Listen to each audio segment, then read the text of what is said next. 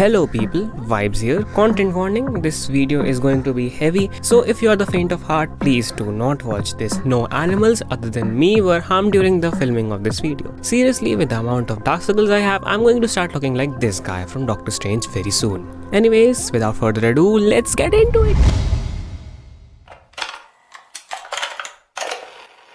July 16th, 1945. The first ever nuclear device, codenamed Trinity, was detonated.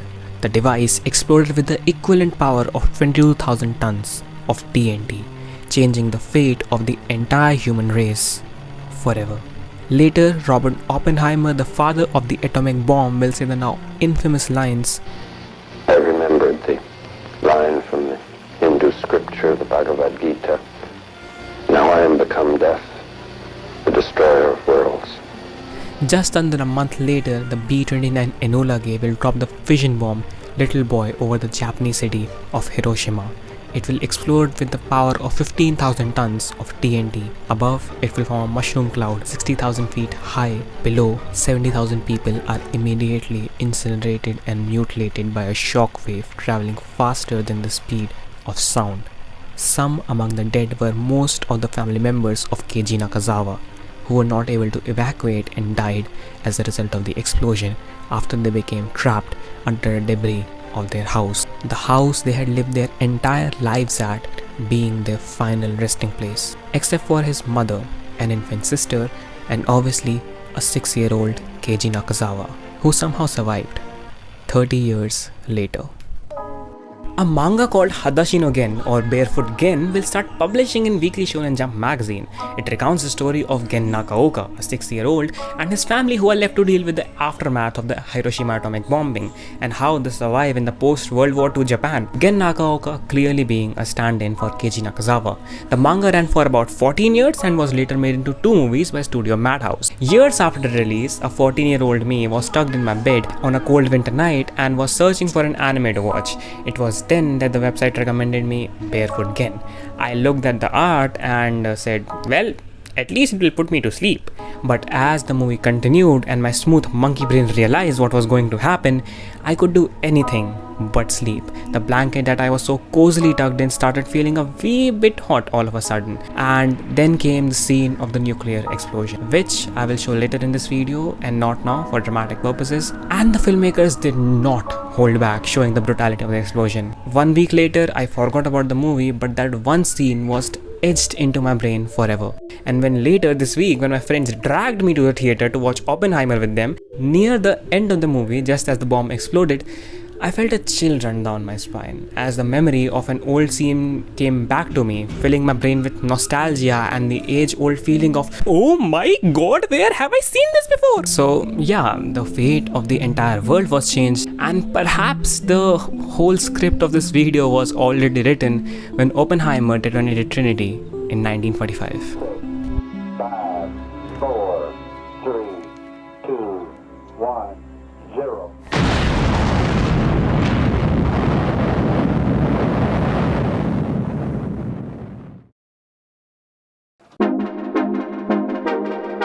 I'm going to talk about the movie now, so if you haven't watched it already, go watch it. It's great. When I watched the first movie, after that I watched the second movie. So I usually don't do that for the movies I don't like, anyways, go watch it. And now I'm going to give the most spoiler-free version of the story I can give. So yeah, let's go ahead and get into it.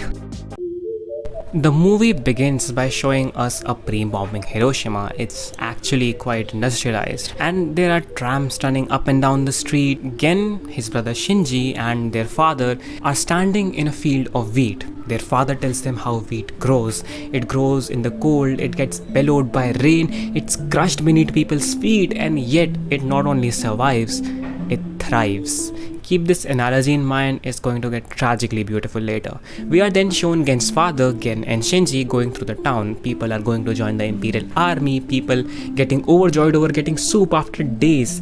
Shinji and Gen want to drink some soup, but they can't because they are out of ration stamps.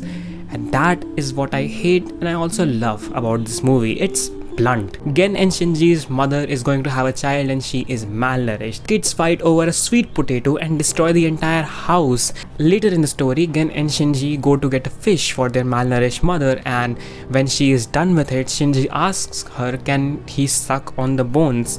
Hunger is a major theme throughout the story. It's not poverty, it's just that there isn't any food to go around. And the fact that these are normal civilians. Gen's father actually outright despises the war. A young innocent girl gets gunned down by a fighter plane. What did these people do wrong to deserve that? But whenever Shinji and Gen are on the screen, you forget all of that. The cruelty of the world disappears before childlike innocence. Gen hits Shinji for no reason at all, and I do that to my little brother all the time. They do all kinds of things together, make boats together, climb trees, go on an army mission to get a car fish for their malnourished mother. They do really feel like real brothers. Gen beats the shit out of Shinji and still really loves him more than anything. One day Shinji and Gen plan to go to the river in the evening when Gen returns from his school. Their mother is drying up clothes in the balcony, it's all peaceful. And then Gen sees a fighter plane in the sky. That's unusual. The warning alarms aren't going off. Shit, I dropped my pebble.